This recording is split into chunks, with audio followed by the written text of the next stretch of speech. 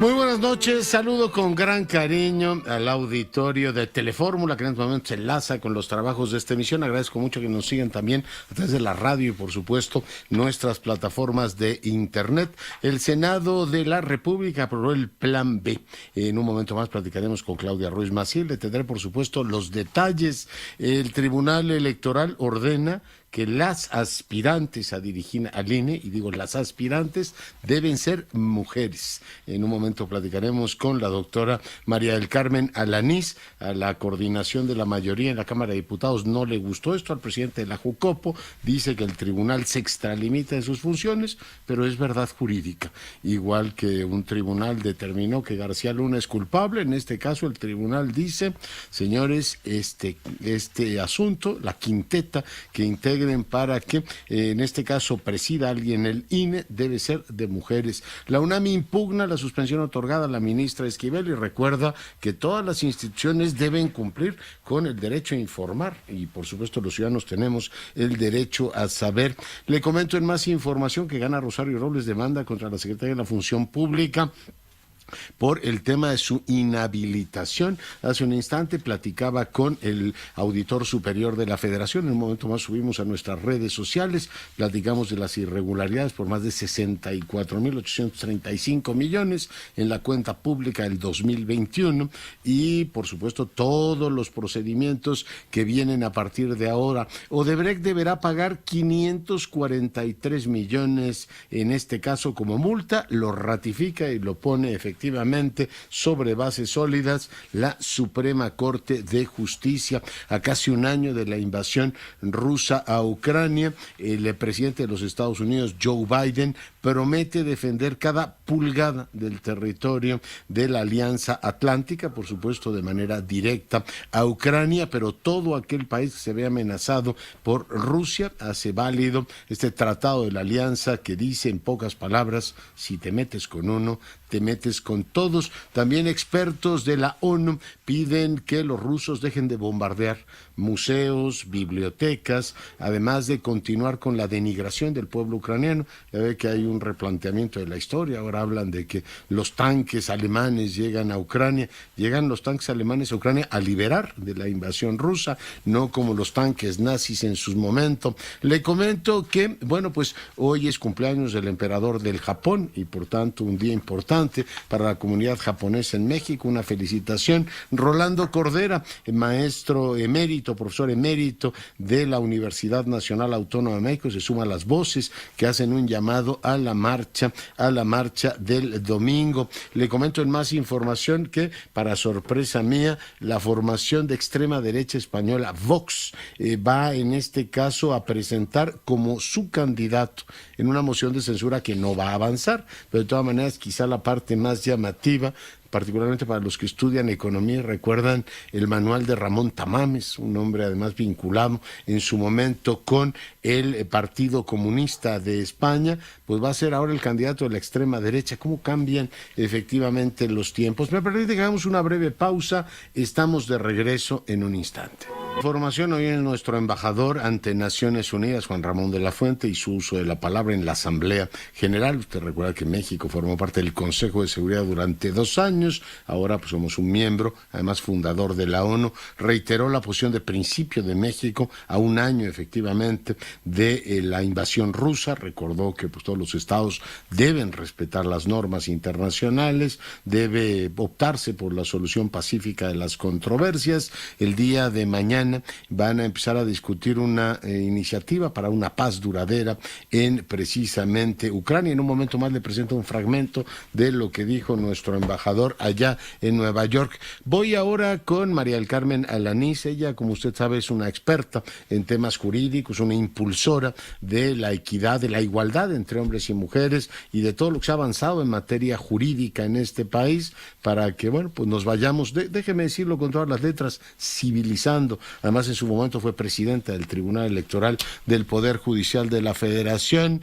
Doctora, ¿cómo estás? Buenas noches. Hola, Leonardo, buenas noches. Qué gusto estar contigo y con tu audiencia. Oye, la quinteta que se forme para presidir el Instituto Nacional Electoral deberá ser integrada por mujeres.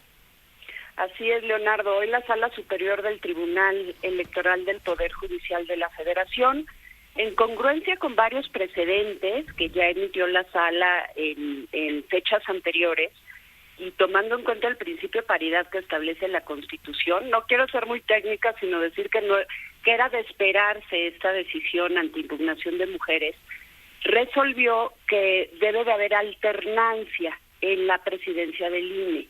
Hizo un análisis del contexto histórico, Leonardo, y ha habido 12 presidencias encabezadas o integradas por hombres. No ha habido ninguna mujer presidenta del INE. Solamente de manera interina, lo has de recordar muy bien, María Marván fue en algunas sesiones presidenta cuando no se conformaba el INE en procesos anteriores. Y fíjate que no me acordaba, pero qué alegría me das. Sí, ya hubo 2 presidentas, pero interinamente y para muy pocas sesiones.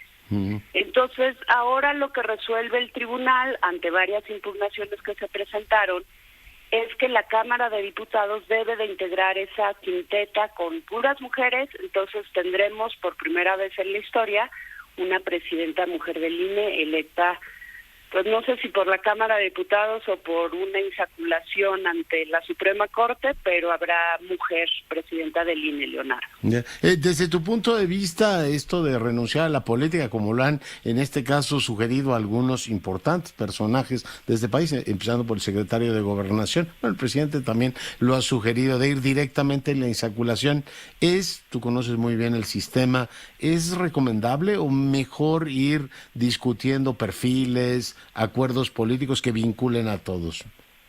Por supuesto, Leonardo, que ir a una insaculación, que es el último recurso que establece la Constitución y la ley, pues es absurdo. O sea, es una salida para cuidar la institucionalidad ante el no acuerdo político. Pero a mí me parece que renunciar a la política y a la negociación de los grupos parlamentarios representados en la Cámara Baja para elegir una autoridad legítima, sí, que tenga a las mejores mujeres y hombres para organizar las elecciones, es el espíritu que persigue la ley, Leonardo.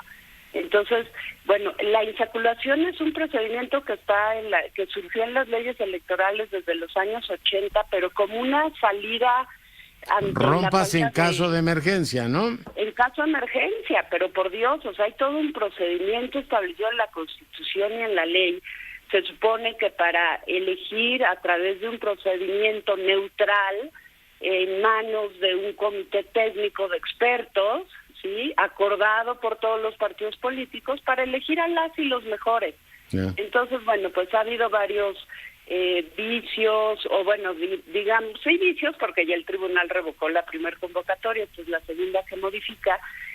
Ha sido un proceso muy tortuoso, Leonardo, y la verdad es que esto podría impactar en la legitimidad de la autoridad electoral, como ha pasado en años anteriores. Tú recuerdas cuando el PRD se salió de las negociaciones de la integración. Sí, cuando eligieron a Ugalde, lo recuerdo muy bien. Cuando eligieron a Ugalde, entonces pues el PRD, todos los años subsecuentes, fue cuestionar la legitimidad. Sí, parece mentira que no aprendamos, ¿no? Oye, y me impresiona también todos estos como maquinazos, ¿no?, que mandan y el tribunal les corrige. Hoy la mayoría dice que el tribunal se excede con este tema de la quinteta, en este caso que tendrá que ser integrada solo por mujeres. ¿Desde tu punto de vista se excede, doctora? Pues desde mi punto de vista no, Leonardo, porque es algo que establece la Constitución, el principio de paridad en la conformación de los órganos del Estado. La ley establece también la obligación, por ejemplo, para integrar los tribunales electorales locales cumpliendo con el principio de paridad y alternancia. Aquí estamos ante un principio de alternancia también. Entonces, no es novedoso, pues tú ya sabes, Leonardo, que en la política el 50% se queda enojado y el otro contento, siempre hay un ganador.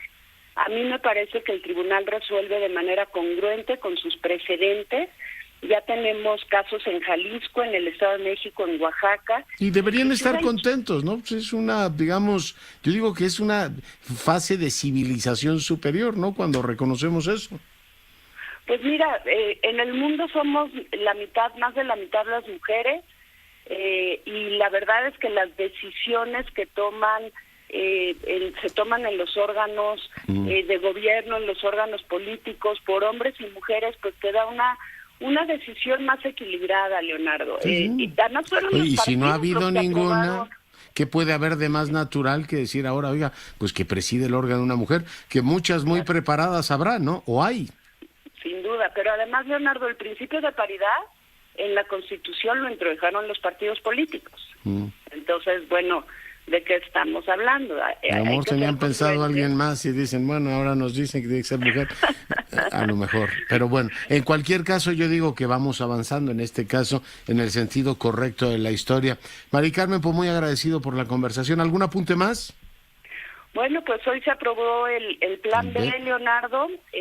Habrá que esperar la publicación por parte del Ejecutivo y pues ya se anunciaron sendas impugnaciones ante la Suprema Corte. Y yo quisiera agregar un comentario que no lo he escuchado. También puede impugnarse la inconstitucionalidad de este plan B ante el Tribunal Electoral si hubiera la aplicación de una norma al caso concreto. Entonces, no solo es la Corte la que va a resolver la constitucionalidad de esta reforma, de este plan B, sino también podría intervenir el Tribunal Electoral. Muy bien, pues te agradezco muchísimo que hayas estado esta noche con nosotros. Al contrario, Leonardo, un abrazo, saludos, gracias. Gracias, María del Carmen Alanís, abogada experta en estos temas. Te recuerda, presidió el Tribunal Electoral en su momento. Y bueno, pues ahí está el tema, lo que decidió en este caso el tribunal. Doy ahora la más cordial bienvenida al doctor Guillermo Valdés, analista en temas de seguridad. Guillermo, doctor, bienvenido. Muy buenas noches, Leonardo. Con mucho gusto estar en tu programa. Oye, pues queríamos, por supuesto, escuchar, como lo hacemos siempre, tu opinión sobre, en este caso, la decisión del tribunal allá en Nueva York, la decisión de Brooklyn de condenar a Genaro García Luna. Guillermo. Pues mira, yo creo que pues ya el veredicto fue unánime y en ese sentido lo que se generó fue una verdad jurídica. Genaro García Luna es culpable de los 5 delitos que se les acusó. Sin embargo, yo creo, y esta es así mi posición, que creo que es polémica, que la verdad jurídica no necesariamente corresponde con la verdad objetiva de los casos y que el juicio se haya sustentado, y pues hay que insistir en el tema de que todas las declaraciones de los testigos fueron sin ninguna evidencia que corroborara sus dichos, mantiene desde mi punto de vista el que hubiera una duda más que razonable de la culpabilidad de Genaro García Luna. O sea, se le acusa de recibir más de 200 o 150 o 200 millones de dólares y no hay ninguna prueba que digan, miren, aquí Genaro tenía tanto dinero en 1990 y en 2005 tenía tantas cuentas de banco y tantas propiedades y tantos autos, etcétera. No hay nada de eso, no hay ninguna grabación de Genaro diciéndoles ya, miren, va a estar su enemigo en tal lado, vayan y mátenlo, de esa información que dice que Genaro proveía al cártel de Sinaloa, y mucho está, yo creo, en la clave de esta distancia entre la verdad jurídica y la verdad objetiva, en que lo explicaba una de las personas que entrevistaste ayer, no recuerdo el nombre, que decía la importancia que tiene para los jurados en Estados Unidos el hecho de que el testigo haya jurado decir la verdad. Sí. Cuando aquí en México... Samuel González. Ándale, Samuel González, sí. Pues los testigos que se presentaron a declarar contra Genaro, pues había un montón de contradicciones y un montón de mentiras.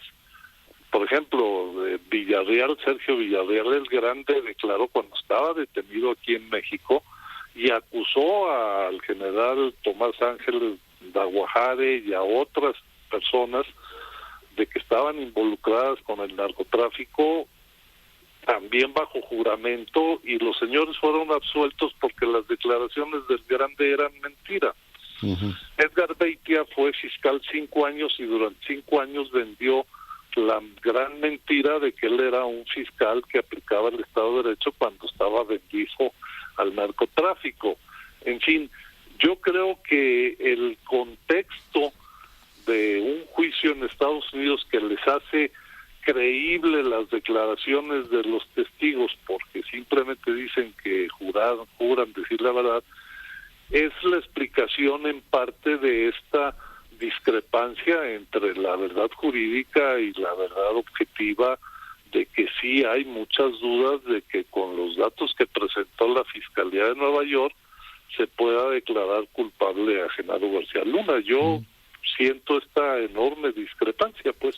Tengo dos dudas profundas que tú me puedes ayudar a resolver. La primera es por qué García Luna se negó a defenderse. Pudo haber dicho en lengua inglesa, así como Milady en los Tres Mosqueteros, yo todo lo que hice lo hice de la mano de Richelieu. En este caso, yo una buena parte de lo que hice lo hice de la mano de las autoridades de este país, que salen como indemnes, pero bueno, más allá de la opinión que tenga un ciudadano, en este caso yo, me resulta perturbador que haya decidido no defenderse. Mira, todo el día lo he estado discutiendo con distintas personas, incluso con mi mujer. El misterio de la estrategia de la defensa de García Luna, yo coincido contigo, tengo las mismas dudas y no me acabo de explicar por qué no buscó testigos que hablaran de los operativos que fueron muy exitosos y contra gente del cártel de Sinaloa, contra gente del cártel de los Beltrán Leiva, contra gente del cártel de los Zetas, que demostrarían que no había un sesgo en la actuación de Genaro García Luna. ¿Por qué no los llamó? No tengo la más remota idea. ¿O por qué no dijo? Hoy me decía Ana María Salazar en la mañana, el Champs-Élysées está frente a la embajada norteamericana, y yo entiendo, tú fuiste director del CISEN en su momento, que era uno de los comederos políticos más seguidos por los órganos de inteligencia. Ir ahí a que te dieran un soborno es cuando menos inverosímil. Inverosímil, lo que en el estacionamiento de Perisur esperaba Beltrán Leiva ahí a plena luz pública para reunirse con el uno. Pero en el Champs yo supongo que había más micrófonos que meseros, sí, ¿no? Bueno, entonces, por eso te digo, hay mucha duda sobre la veracidad, a pesar del juramento de los testigos, de que estuvieran diciendo la verdad en el juicio. Hay muchas contradicciones. El que fue policía federal que dice que un día que iba pasando por la carretera y bajó la velocidad y vio dos camionetas estacionadas a 50 metros y perfecto identificó a Beltrán Leiva y a García Luna, por favor. Yeah. Como si no trajeran vidrios polarizados las camionetas de los narcos. En fin, hay muchas cosas que realmente yo sostengo, pese a la verdad jurídica a la que llegó el jurado, de que esa verdad jurídica no corresponde con la verdad objetiva, de que se pueda demostrar con lo que presentó la Fiscalía. Y además, no digamos, porque no sé si lo comentamos hace poco, el que la investigación de la DEA, que la comenzó en 2011, 12 años después no haya podido conseguir una sola prueba de esto. Eso llama mucho la atención. Oye, y la segunda pregunta tiene que ver con algo más técnico, a ver si lo fraseo bien. O sea, yo entiendo que para hacer el trabajo, digamos, policiaco, tú debes entrar a los, digamos, ambientes criminales, ¿no? Tienes que involucrarte, obtener información de los grupos. Vamos, hasta mi ídolo, yo no sé si has visto la serie esta de Karpi, esta policía de Finlandia, que es como impecable, pues vive en un mundo pues, muy cercano a los universos criminales, tráfico de drogas y todo lo demás. Yo supongo que los buenos policías pueden estar en esas aguas, pero hay una confianza que se deposita en ellos para obtener información de ese mundo y después combatir a los criminales. Lo que no sé en qué momento los Estados Unidos le perdieron la confianza a García Luna para hacer ese trabajo de investigación sobre el terreno y empezarlo a considerar, como dijo ayer la DEA, un traidor, Guillermo. Mira, a mí me sorprende mucho, digo, mi explicación de esto es que en la DEA, en general, es una agencia que tiene mucho la mentalidad de que todos en América Latina y en México, por tanto, la mayoría, o si no es que todos los funcionarios con los que ellos tratan, son corruptos. A mí me tocó vivir personalmente casos en donde, por ejemplo, algún operativo que falló para detener a un capo, la primera aseveración que me hicieron las gentes, tanto de la Embajada de Estados Unidos como de la DEA, los marinos son corruptos. Nos reunimos al día siguiente para analizar por qué había fracasado ese operativo y descubrimos que fracasó porque la DEA no aplicó con seriedad el protocolo de compartir la información que llevara a preparar mejor el operativo. Y se les demostró que aquello falló por culpa de la DEA. Pero la primera acusación de ellos es: ustedes son corruptos y por eso falló. Y hay esta mentalidad en la DEA de que algo le sale mal, algo tienen problema, hay una pandemia en Estados Unidos, hay mucho fentanilo, es que en México son bien corruptos y tenemos que agarrar... Y ahora con esta sentencia tienen la llave de oro, ¿no? Ya ven, la policía mexicana es la culpable de todo, ¿no? Pero les va a salir el tiro por la culata, porque no va a haber ánimo, ni voluntad, ni confianza para colaborar con la DEA en el futuro.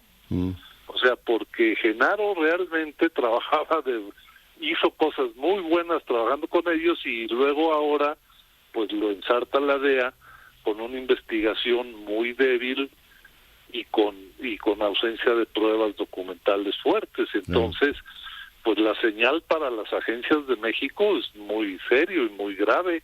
Entonces, yo digo, la explicación es que, mira, en la DEA hay gente más de ese ánimo y de ese posicionamiento más antimexicano y más duro, y que los otros guardaron silencio y prefirieron hacer mutis frente a pues un ambiente muy adverso y un posicionamiento que además al gobierno de Estados Unidos le viene bien decir: tenemos a un alto funcionario de México, etcétera, en tiempos en que Trump está pidiendo pena de muerte a los, en este caso a los narcotraficantes y no al muro.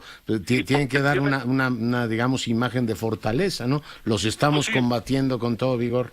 Y porque se les están muriendo 100,000 gentes por sobredosis al año, ¿no? Entonces... Oye, el chipote que en este caso Genaro García Luna, y creo que es la parte más dura de su argumentación, es el dinero, ¿no? Es decir, como funcionario público explicar esas cantidades de dinero, que no sé si entraron o no efectivamente al juicio, pero sí debilitó mucho su narrativa. O sea, el dinero de Genaro... Sí. Pues mira, ahí es otra parte del misterio, porque Genaro ganó mucho dinero, no sé cuánto, no tengo, con la empresa que montó junto con otros 2 exfuncionarios de Estados Unidos, y es una agencia que tenía contratos muy importantes en varios países de América Latina. Entonces, no sé por qué él se negó a aclarar el origen de sus recursos, ¿no? Ya. Pues ahí están los enigmas, efectivamente, y bueno, esperamos hacia finales de junio, ¿no? Que ya lo sentencien y vamos a ver si hay ahí alguna, digamos, novedad en ese frente. Guillermo, siempre agradecido contigo.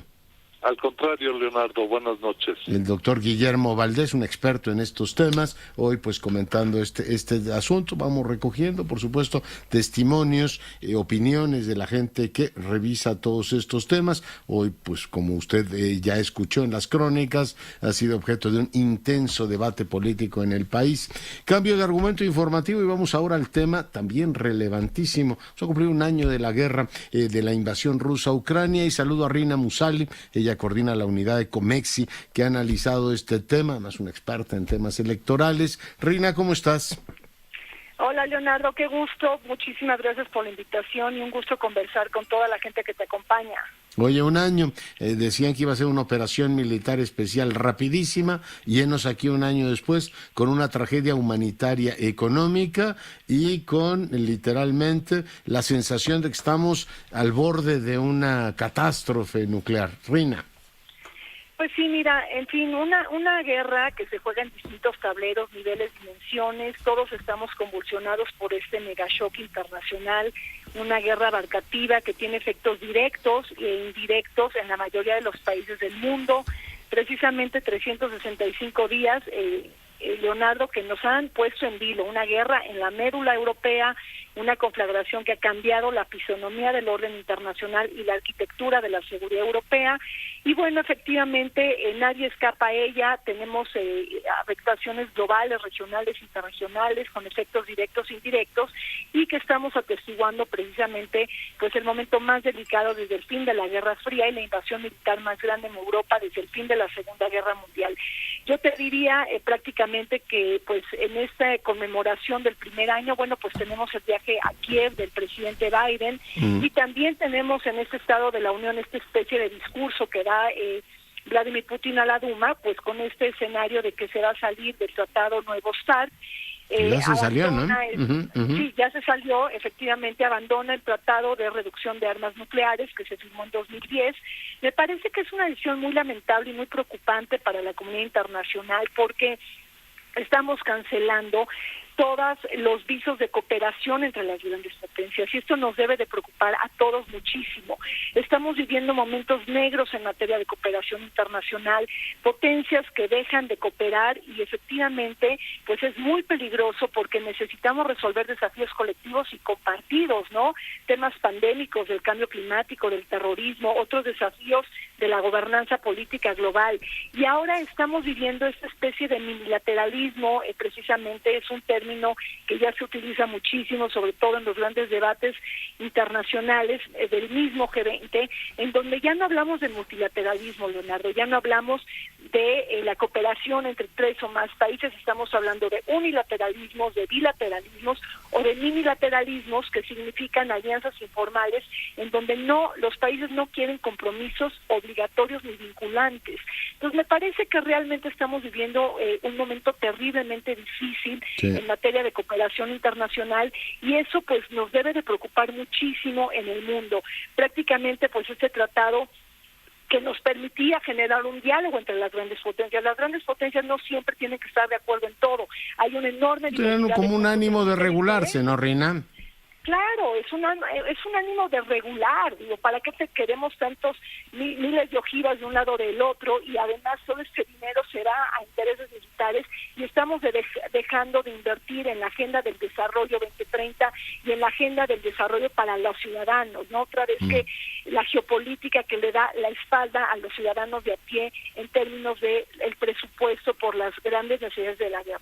Oye, entonces, y a nosotros no nos ha pegado tanto, pero hay regiones en el Medio Oriente, en África, que han tenido o han estado al borde de una crisis alimentaria, Ruina, por esta guerra.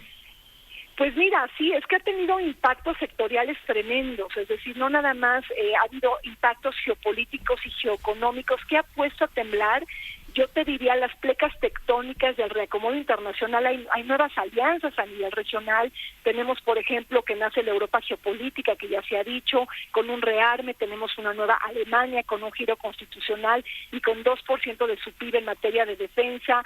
Tenemos también una política exterior alemana que pues ya no es el enano de la política exterior, siempre es el motor económico. Los antaños neutrales se sueltan la melena, ¿no? Exacto, entonces ahora pues buscan subir esta talla de la política exterior en Alemania. Occidente es otro, porque quien pensaba que caminaba vacilante y titubeante, bueno, pues ahora tenemos un Occidente que ha dado lecciones de unidad y de cohesión y que ha construido un bloque anti-Putin. La misma OTAN es otra, ¿no? Con la ampliación, con la expansión de Suecia y Finlandia, y esperamos la ratificación también de por ejemplo, de Hungría, pero el mundo está cambiando realmente y bueno, pues la guerra, yo te diría, Leonardo, que es un engrudo, que hay que quitarle capas, que hay que transparentarla, hay que desgranarla, hay que comunicarla, porque realmente todos los días estamos viviendo con una enorme cantidad de información y los mexicanos no estamos entendiendo cómo las plecas tectónicas del mundo están cambiando y cómo nos vamos a insertar en el siglo XXI con una política exterior. Entonces, yo estoy totalmente de acuerdo contigo. Si me permites nada más coronar, yo diría, la guerra hay que condenarla primero y recordar quién invadió a quién. Sí, por supuesto. La guerra hay que condenarla. México lo ha hecho de manera contundente en los principales organismos internacionales. No hemos impuesto sanciones a Rusia y no hemos enviado armas a Ucrania. Si bien somos miembros de América del Norte y somos socios comerciales en primera importancia de Estados Unidos, tampoco tenemos que asumir los intereses militares de la OTAN y los intereses militares no formamos parte de eso, ¿no? Ciertamente. Oye, pues se me acaba el tiempo, mi querida Rina. No sabes cuánto te agradezco que hayas estado esta noche con nosotros. Gracias, Leonardo. Un gusto saludarte a ti y a todas las personas que te acompañan. Rina Musali es miembro de Comex y en esa calidad nos ha acompañado el día de hoy. Pausa. Seguimos con la información. Le comentaba que el día de hoy el embajador de La Fuente hizo uso de la palabra en el Parlamento de la Humanidad, en la Asamblea General de Naciones Unidas, sobre el año de la invasión rusa. Reiteró la política de principio de México, principios de la Carta de Naciones Unidas, principios constitucionales también de nuestra política exterior. Parte de lo que dijo fue esto. Reiteramos que las violaciones al derecho internacional no son admisibles ni deben quedar impunes. En aras de la rendición de cuentas, México ha apoyado sin ambages los procesos judiciales iniciados tanto en la Corte Penal Internacional como en la Corte Internacional de Justicia y lo seguiremos haciendo. Es por todo lo anterior que México apoya el proyecto de resolución que hoy se ha sometido a nuestra consideración. Mi delegación participó activamente en las negociaciones de este texto que expresa el compromiso de la Asamblea General con una paz sostenible a través del respeto de la Carta de las Naciones Unidas. El texto también reconoce y apoya los esfuerzos tanto del secretario general como de los Estados miembros para lograr una paz justa y duradera en Ucrania. E igualmente reitera la vigencia de las normas del derecho internacional humanitario y del derecho internacional de los derechos humanos, al tiempo que renueva nuestro compromiso colectivo en favor de la rendición de cuentas. Bueno, pues eso dijo nuestro embajador allá en Nueva York. Leo en la cuenta de Twitter de Gioconda Belli, dice: celebro de todo corazón que Argentina y Chile nos hayan extendido la mano a los nicaragüenses para brindarnos la nacionalidad en sus países. Hace algunas semanas España, generosa también, les ofreció primero a los 222 y después a todos aquellos que salieron, incluido Sergio Ramírez, la nacionalidad y la protección. Dice Gioconda Belli: este gesto consuela y muestra que en América Latina hay solidaridad para quienes sufrimos dictaduras. Y dice: gracias. Tengo la impresión de que hoy llegamos en la mañanera tarde y mal al tema de apoyo a los nicaragüenses, pero bueno, más vale tarde que nunca, diría el otro. Sara Pablo, adelante. ¿Cómo estás, Leonardo? Buenas noches. Una vez que Genaro García Luna fue declarado culpable de tener vínculos con el Cártel del Pacífico y varios cargos de narcotráfico, el presidente López Obrador recomendó al exsecretario de Seguridad que se declare como testigo y dé a conocer si recibía órdenes o informaba de sus actividades ilícitas a los expresidentes Vicente Fox y Felipe Calderón, ya que fue funcionario en ambos gobiernos. Consideró que esto ayudaría a evitar que se repitan hechos como este, además de que también queda por saber el tipo de relaciones que había con autoridades y agencias de Estados Unidos, ya que no puede ser que tampoco estuvieran enterados. Es probable que si puede contribuir entregando información que ayude a seguir combatiendo el narcotráfico y sobre todo la asociación delictuosa entre autoridades y delincuentes, sería muy bueno, independientemente de que si le aminoran los años en prisión, imagínense lo que ayudaría. Y yo diría, como presidente de México, por el bien del país, que ojalá y lo haga, a cambio de que informe sobre si recibía órdenes o informaba a los expresidentes, tanto a Fox como a Calderón. Y bueno, pues luego en esta conferencia que prácticamente estuvo enfocada en el tema de García Luna, López Obrador consideró que en su carta el expresidente Calderón se va por la tangente y no da una explicación clara de por qué mantuvo en su cargo durante todo el sexenio a García Luna cuando había un cártel delincuencial al interior del gobierno. Opinó que el texto es una apología de la violencia de Estado que se dio durante su sexenio y refleja su estilo autoritario. Dijo incluso que es similar a lo que en su momento sostuvo Gustavo Díaz Ordaz, diciendo yo soy el responsable. Dijo que Calderón es seguidor de los dictadores Francisco Franco y Augusto Pinochet, y criticó que no solo se haya puesto el uniforme militar, sino también lo haya hecho con sus hijos. Es realmente lamentable el que se tenga el cinismo de defender eso y llamarle a eso valentía. Pero aquí el fondo del asunto, que es lo que se omite, es cuál es la explicación que le vas a dar al pueblo de México sobre el por qué nombraste a García Luna y si sabías o no sabías. Y sobre eso es que queremos información, eso es lo que queremos. Esa es la explicación que estamos esperando. En materia de política exterior, al final de la conferencia, el presidente ofreció asilo político y nacionalidad a los opositores del gobierno de Nicaragua, encabezado por Daniel Ortega. Dijo que en diciembre le envió una carta en la que intercedió por la libertad de la excomandante guerrillera sandinista Dora María Telles, pero no recibió respuesta. Aún así, dijo que las relaciones con el gobierno de Nicaragua continúan de manera normal y se debe apostar al diálogo, no al distanciamiento, para no alejarse de la posibilidad de ayudar a la reconciliación.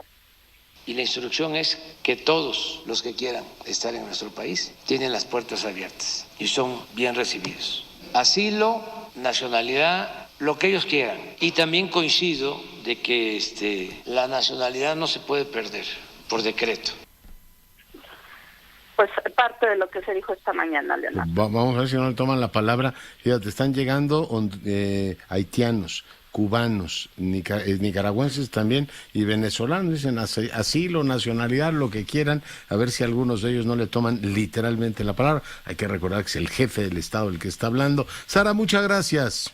Hasta luego, muy buenas noches. Estamos recibiendo unos 4,000 al mes, con lo cual, pues sí, todos ellos pueden decir, oiga, yo me acojo a la oferta que hizo el presidente de México. No solo huyen de Nicaragua, huyen también de esos países. Bueno, yo creo que es un tema que hay que revisar con muchísimo detalle.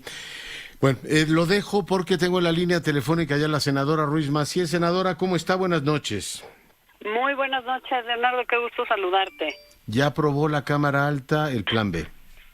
Pues la aprobó Morena y su mayoría y se va al Ejecutivo para publicarse, y publicándose los senadores de oposición listos para presentar la acción de inconstitucionalidad en la Suprema Corte, confiando en que los vicios al procedimiento y la inconstitucionalidad manifiesta que tiene el proyecto, pues llevarán a declarar pues su invalidez y a no darle entrada a este plan B. ¿Habíamos tenido, senadora, en algún otro momento de la historia tanta incertidumbre jurídica de cara a procesos electorales? Pues la verdad es que no, Leonardo, porque justamente todas las leyes electorales se han construido históricamente con el concurso de todos los partidos políticos, y en ese sentido tenían una legitimidad y una aceptación pues por parte de toda la comunidad política. Había certidumbre en las reglas porque se acordaban, se votaban de manera plural y se construían con la participación de todos. Ahorita pues estamos ya con una suspensión de la primera parte de este plan B, la aprobada en diciembre, que tiene que ver con el modelo de comunicación, y estamos pues literalmente a días de que se presente la impugnación de este plan B que hoy aprueba Morena y sus aliados, porque la tenemos lista, porque además nos dieron pues literalmente la oportunidad de ellos mismos reconocer en el dictamen que aprobaron en comisiones el día de antier que era inconstitucional lo que hizo la Cámara de Diputados, de tal manera que pues nos dan más argumentos para robustecer la acción de inconstitucionalidad, y seguramente la Corte habrá de darnos la razón. Pérez Dayán dice, decreta una suspensión para efectos de lo que tiene que ver el proceso del Estado de México y Coahuila. Hoy el Ejecutivo decía que va efectivamente a impugnar esa decisión. Ciertamente es como el peor de los mundos, ¿no? Para tener procesos electorales, no saber qué reglas aplican en un momento determinado. Y además, imagínate, Leonardo, uno de los grandes logros de nuestra transición democrática ha sido justamente el tener leyes que nos daban certidumbre, que nos daban garantía de la independencia y capacidad técnica de el árbitro y las autoridades electorales, garantía de que todos tendríamos no solo la posibilidad de ejercer nuestro derecho a votar, sino de que el voto sería contado fidedignamente, de que tendríamos credencial para votar con una fotografía y nuestros datos serían resguardados. Y toda esa construcción de un sistema que da certidumbre, que da equidad en la participación a todas las fuerzas políticas, que le da confianza a la ciudadanía, y pues está hoy en entredicho a meses prácticamente de que inicie el proceso electoral. Bueno, ni siquiera sabemos realmente con certidumbre cuándo va a empezar. Con la ley vigente empezaría en septiembre, con el plan B empezaría en noviembre. Sí me parece una gran irresponsabilidad de parte de Morena y me parece que pues los pinta de cuerpo entero en su vocación autoritaria. Muy bien. Pues senadora, como siempre, muy agradecido con usted. Al contrario, yo contigo y con tu auditorio. Muchas gracias, Leonardo. La senadora Ruiz Massieu, hoy comentando esta aprobación del Plan B. Por cierto, acaban de aprobar también en la Cámara de Senadores la ley esta del espacio aéreo. Me confunde mucho Ricardo Monreal, lo digo porque yo lo escucho siempre con mucha atención. Escribió un articulazo en Milenio sobre el tema de García Luna y lo escucho disertar con Oscar Mario Beteta. Hablaba de las inconsistencias que tenía lo que había aprobado la Cámara de Diputados. Yo esperaba que le metieran mano y salió en comisiones, pero como por ensalmo, y lo acaban de aprobar, en este caso en la Cámara Alta. Voy ahora con la doctora Domínguez Barbosa. Andrea, ¿cómo estás? Buenas noches. Muy buenas noches, Leonardo, te saludo con el gusto de siempre y bueno, sumándome al cúmulo de tensiones, pues una tensión biológica es la gripe aviar H5N1. Y lo digo con mucha cautela porque aunque es un virus que no es nuevo, es un virus que es parte del linaje del virus de la influenza tipo A, cuyo reservorio principal está en aves y también hay en porcinos, hay en ganado equino y por supuesto en humanos. Este subtipo H5N1 pues está presentando una mutación específicamente llamada T271A en el gen PB2, así se llama, y hago hincapié en esto porque recordarás nuestra última pandemia antes de COVID, en 2009, específicamente en abril, lo que sucedió con H1N1 es que tenía esta misma mutación, pero en ese subtipo de virus, y está sucediendo lo mismo, pero ahora con H5N1. ¿Qué está pasando? No lo sabemos. Puede ser un cúmulo entre cambio climático, por supuesto, la movilidad que existen, la falta de cuidados que hay en la manipulación de las aves, sobre todo en las granjas, sobre todo entre los agricultores, y pues la falta de vacunación para este tipo de ganado. Han habido varias restricciones, justamente hasta el mes pasado, por ejemplo, aquí en México, ya habían levantado la cuarentena de estas aves en nuestro país. Recordemos que en nuestro país, sobre todo los estados de Nuevo León, Jalisco y Yucatán son los principales productores avícolas y ya habían levantado la alerta sanitaria para ellos. Sin embargo, siguen existiendo casos en el mundo reportados y defunciones, que eso es lo que más alarma. Entonces, hasta ahorita no existe una transmisión humano-humano, lo cual es muy bueno, pero debido a la alta patogenicidad que presenta este virus, no se exime o no se exenta de que puede estar ocurriendo próximamente una mutación y que salte y que simplemente sirvamos como reservorio o que otro animal sirva como reservorio, como huésped para que salte a los humanos. ¿Cuáles son las medidas que podemos hacer hasta ahorita para prevenir? Por supuesto, enfocándome al personal de riesgo, que serían estas personas que trabajan en granjas, que trabajan con la manipulación de este tipo de ganado, principalmente cuidarse con equipo de protección personal, mantenerse al día con las vacunas, sobre todo el de la gripe de la influenza, porque aunque no es específica para H5N1, tiene una inmunidad cruzada y puede verse beneficiado. La segunda es tratar de limitar el consumo de productos avícolas, sobre todo aquellos que sean de dudosa procedencia o no estemos seguros de su cocción, obviamente por estas razones. Manejar obviamente la higiene de siempre, higiene de manos y no tocarse la cara, sobre todo en estos grupos que están vulnerables por este sentido. ¿Existe tratamiento? Sí, es un tratamiento parcial que son antirretrovirales no son específicos, no sabemos cómo funcionan con esta mutación en el virus. Y bueno, la vacuna para este clado específico, así se le llama, para este clado específico, está en desarrollo, ya están trabajando en ella. En México, les repito, pues estamos ya con la alerta sanitaria levantada, y yo los invito a todos a que se sigan, sobre todo tengan mucho cuidado con lo que consumen, en dónde lo consumen, y los que están trabajando en estos grupos, pues también refuercen sus precauciones. Leonardo. Tomamos nota, doctora. Te agradezco mucho tu comentario.